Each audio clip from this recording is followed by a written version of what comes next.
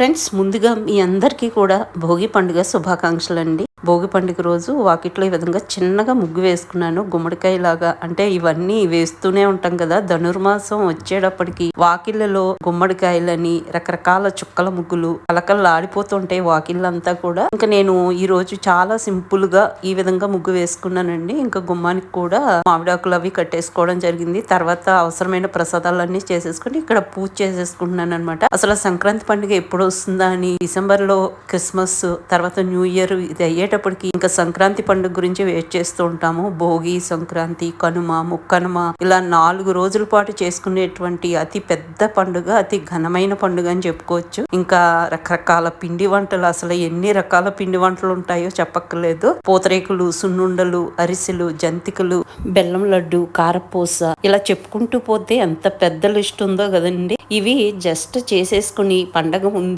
డబ్బాలో సర్దుకుని పెట్టుకుంటాము. ఇంకా ఏ రోజుకి ఆ రోజు చేసుకునేటువంటి పిండి వంటలు ఇంకో రకం అని చెప్పుకోవచ్చు. కింద ఆల్రెడీ మీరు ముగ్గు చూసారు కదండి. ఇంకా పైన కూడా తులసి కోట దగ్గర ఈ విధంగా పెట్టుకోవడం జరిగింది. గుమ్మం దగ్గర ఇలా పెట్టుకుని గుమ్మానికి కూడా ఈ విధంగా మామిడాకులు పూలదండతో అలంకరించడం జరిగిందండి. ఇంకా నేను మా వారు కూడా భోగి పండుగ సందర్భంగా ఈ విధంగా కొత్త బట్టలు వేసుకోవడం జరిగింది.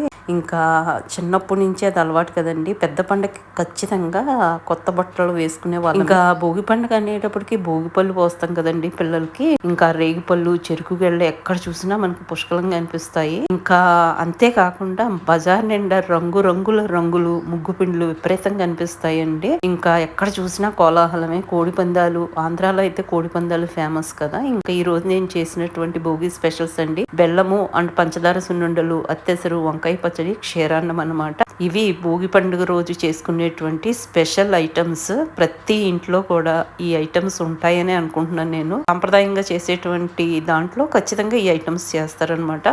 వేడి అత్తేసరన్నంలో ఆ వంకాయ పచ్చి పులుసు, కొంచెం నెయ్యి వేసుకుని అలా కలుపుకుని తింటూ అప్పడాలు నంచుకుంటూ ఉంటే అసలు అద్భుతంగా ఉంటుందండి. హ్యాపీ భోగి అన్ను friends. Happy Bhogi to you all. ఇవన్నీ స్పెషల్సే friends. Happy Bhogi to you all. ఈ భోగి మనందరికీ భోగభాగ్యాలను అందించాలని మనసా వాచ కర్మన కోరుకుంటూ happy Bhogi to you all.